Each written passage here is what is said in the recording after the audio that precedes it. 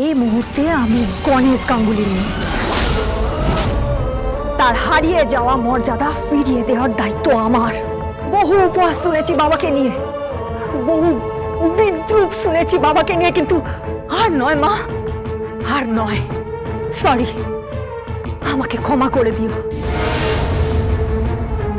নিন। মা, তুমি কিছু বললে না? ওকে তুমি বারণ করলে না? ও কারোর কথা শুনবে না রে।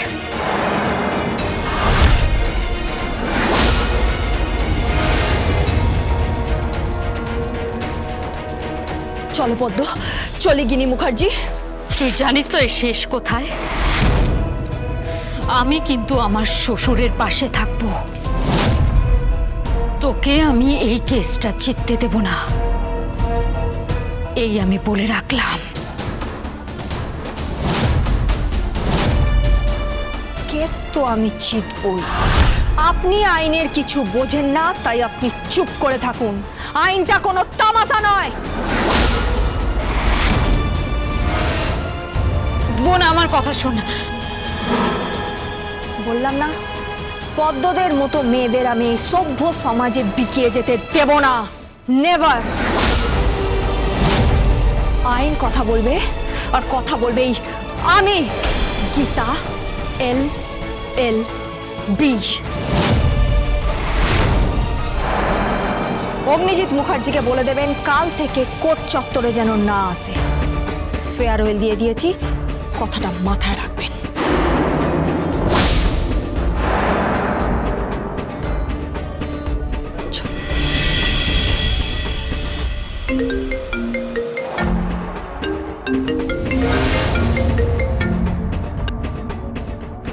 হ্যালো, অগ্নিজিৎ মুখার্জি বলছি। কি খবর? কি খবর? জাগৃতি আমাকে ফোন করে বললো সব নাকি বন্ধ হয়ে গেছে। হ্যাঁ, তুমি সামলাতে পারলে না? সামলাবো বাবা। আমি এর শেষ অবধি দেখে ছাড়বো। আমি কিছুতেই কৃপানের শাস্তি হতে দেব না, কিছুতেই না। আমি সবকিছু নষ্ট হতে দেব না বাবা, দেব না। আপনি চিন্তা করবেন না। এই অ্যাডভোকেট গাঙ্গুলি কোথায়? এই তো সামনেই আছে, কথা বলুন।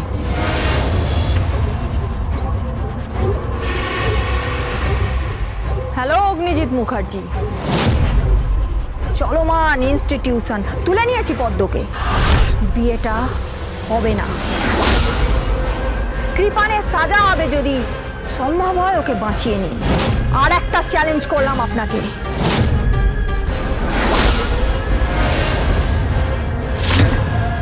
আপনিও আইনের যে বইগুলো পড়েছেন, আমিও আইনের সেই বইগুলো পড়েছি, শুধু ভাষার তফাৎ। আপনার ভাষার মধ্যে আছে আপোষ, আর আমার ভাষার মধ্যে আছে লজিক।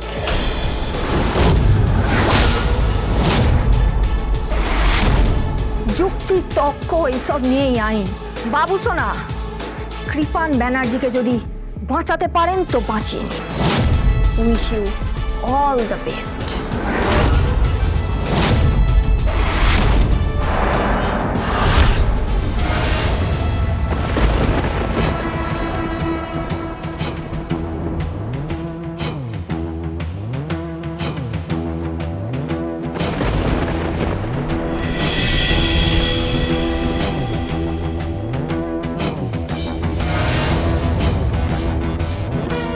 আমি তো আমার সাজানো সংসার নষ্ট হতে দেব না বোন,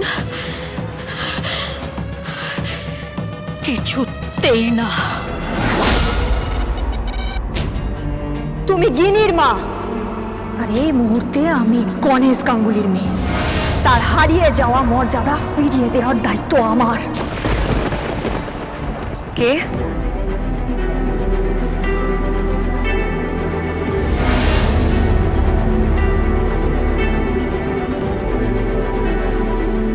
হলো?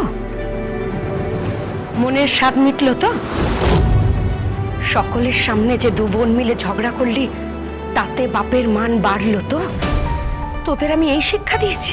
দিদির সাথে ঝগড়া করলি লোক সম্মুখে, দিদির শ্বশুর বাড়ির লোকজনের সামনে। কে দিদি? গীতা, সে তো দিদির পরিচয় দেয়নি। ওখানে যারা ছিল তাদের কাউকে তো বলেনি যে আমি ওর বোন হই। সে এসেছিল অগ্নিজিৎ মুখার্জি, এক দাম্ভিক লয়ার, তার পুত্রবধূ, এক ধনী পরিবারের পুত্রবধূ গিনি মুখার্জি হিসেবে। সে আমাকে আপনি আজ্ঞে করে কথা বলছিল। ওখানে যারা ছিল কাউকে তো বলেনি যে অ্যাডভোকেট গীতা গাঙ্গুলি তার বোন হয়। সম্পর্ক থাকলেই সেটা সকলে বয়ে বেড়াতে চায় না মা। তোমার বড় মেয়ে সেটা বয়ে বেড়াতে চায়নি। সে আমাকে হারাতে চেয়েছিল শুধুমাত্র তার স্বার্থ সিদ্ধির জন্য।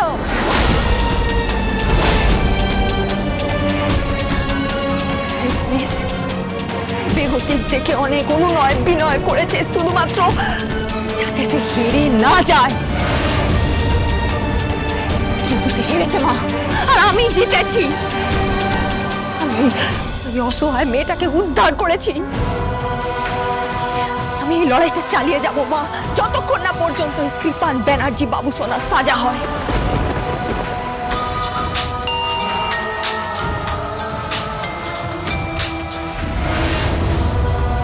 হ্যালো, কি অ্যাডভোকেট গাঙ্গুলি, যুদ্ধে পরাজয় হলো নাকি জিতে গেলে? আমি জয়ী হয়েছি অ্যাডভোকেট ব্রজবালা মুখার্জি। ব্রজবালা মুখার্জি? সত্যি সত্যি জয়ী হয়েছো? হ্যাঁ, ওই কৃপান ব্যানার্জি আর কিরণ কান্তি ব্যানার্জির দুরভিসন্ধি ধোপে টেকে নিয়ে আমি উদ্ধার করেছি পদ্মকে। এই তো চাই। এবার এবার কি কি করতে হবে সেটা নিশ্চয়ই জানো। জানি। প্রথমত পদ্মকে কোর্টে পেশ করতে হবে, কৃপান ব্যানার্জিকে কাঠগড়ায় তুলতে হবে, আর দ্বিতীয়ত প্রত্যেকটা মুহূর্তে ওই মানুষগুলোর থেকে পদ্মকে বাঁচিয়ে রাখতে হবে, প্রত্যেকটা মুহূর্তে। জয় হোক তোমার, আশীর্বাদ করি জয়যুক্ত হও তুমি। আমি কোর্টে ঢুকতে পারিনি, আমাকে আমার স্বামী কোর্টে প্র্যাকটিস করতে যেতে দেননি, এতটাই তারা রক্ষণশীল। কিন্তু তোমার ক্ষেত্রে সেটা হয়নি। তোমরা এই যুগের মেয়েরা যুদ্ধ করছো, লড়াই করছো, এগিয়ে যাও, এগিয়ে যাও। আমার গুড উইশেস আর ব্লেসিং সব সময় তোমার জন্য রইল, সব সময়। অগ্নিজিতের বোঝা উচিত যে পাপের সাজা হবে, পারেনি বাঁচাতে আর পারবেও না বাঁচাতে। রাখছি।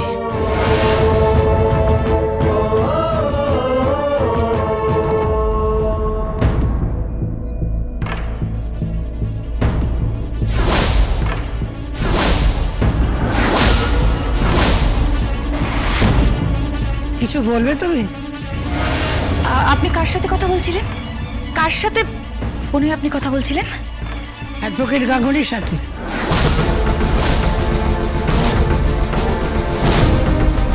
মা, আপনার কি মাথা খারাপ হয়ে গেছে নাকি? অগ্নিজিৎ মুখার্জি আপনার ছেলে? মনে করেননি কখনো যে আমি তার মা, এইটুকু বলতে পারি। দ্বিতীয়ত সে অসতের হয়ে দাঁড়িয়েছে, অপরাধীদের হয়ে দাঁড়িয়েছে। সেই শিক্ষা তার আমাকে দিন। মা, মা শুনুন কথা। মা, মা আপনি শুনুন তো। মা, যেতে দাও মাকে, যেতে দাও, যেতে দাও মা।